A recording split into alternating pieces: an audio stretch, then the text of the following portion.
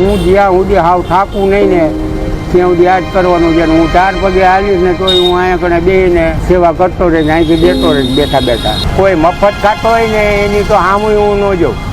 વળી એને એમ થાય કે હું મફત ખાઉં છું ને બાપા મારી સામે જોવે છે ને 2 રોટલી મેં વધારે કરી લેવું નહીં. એને તો જેટલું ખાવું હોય ને એટલું ભલે ખાય.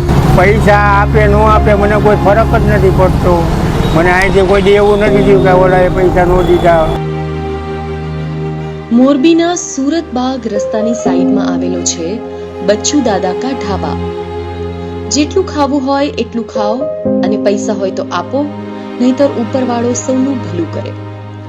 પ્રેમ અને કરુણાથી તરબતોડ હૃદયના ઊંડાણમાંથી નીકળતા આ શબ્દો બચ્ચુ દાદાના જીવનનું સૂત્ર છે. બચ્ચુ દાદાની દાતારી મોટી મોટી સલ્તનતોના બાદશાહોને પણ ઝાંખી પાડી દે તેવી છે. મારું નામ બચ્ચુભાઈ નારાયણભાઈ પટેલ અને 40 વર્ષ થયા સેવા કરું.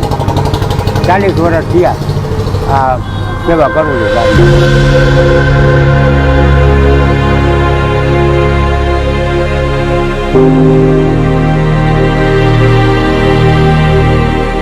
થાળીમાં એવું છે કે છેલ્લો ભાવ 40 રૂપિયા છે, પણ 40, 30, 20, 10 ન હોય તો 40 વર્ષથી અમારા આમ નામ હાલે છે અને અમારો રામ રોળવે છે, અમારા ગુરુની કૃપા રોળવે.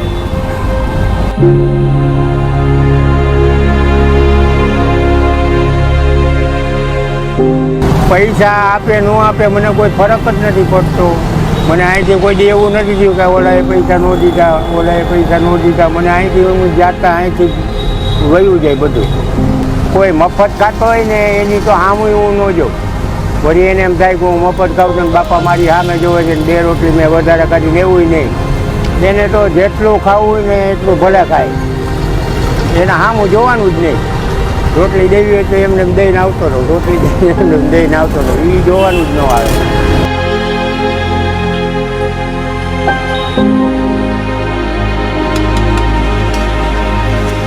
કોઈ મને પૂછે કે ભાઈ તમે મને ભરપેટ આપશો ને, તો હું કહું કે જો ભાઈ લોટનો ડબ્બો ભર્યો છે અને સાંજના 4 વાગ્યા સુધી ચાલુ છે, તારાથી જેટલું ખવાય એટલું ખા, આપણે લોટનો ડબ્બો ભરેલો જ છે.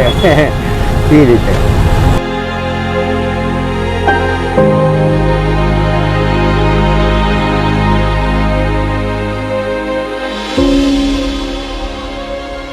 બચ્ચુ દાદા છેલ્લા 40 વર્ષથી રસ્તા પર આ રીતે સેવા કાર્ય કરી રહ્યા છે. આ સેવામાં તેમના પત્નીનો ફાળો ખૂબ જ અગત્યનો છે, પરંતુ ગત વર્ષે જ તેમના પત્નીનું નિધન થયું અને બચ્ચુ દાદા એકલા પડી ગયા. એની વાત નો થાય મારા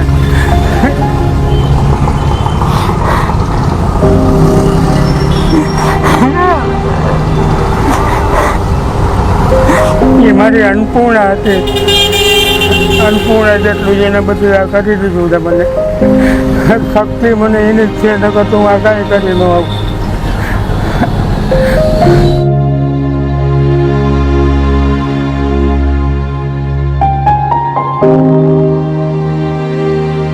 થોડા દિવસો પહેલા સોશિયલ મીડિયામાં બાબા કા ઢાબાનો વિડીયો વાયરલ થયો હતો અને જોતજોતામાં સોશિયલ મીડિયાની તાકાતનો એવો પરચો દેખાયો કે આ વૃદ્ધ દંપતીની મદદે લોકો ક્યાંયથી આવી પહોંચ્યા. જો કે બચ્ચુ દાદાની કહાણી હજુ સુધી સોશિયલ મીડિયામાં એટલી હદે વાયરલ નથી બની. બચ્ચુ દાદાનો ઉદ્દેશ્ય પૈસા કમાવવાનો નહીં, પરંતુ લોકોની ભૂખ સંતોષવાનો છે. હું જ્યાં સુધી હાવ થાકું નહીં ને ત્યાં સુધી આ જ કરવાનું છે. હું 4 પગે હાલીશ ને તોય હું અહીંયા કણે બેસીને સેવા કરતો રહીશ, અહીંથી દેતો રહીશ બેઠા બેઠા.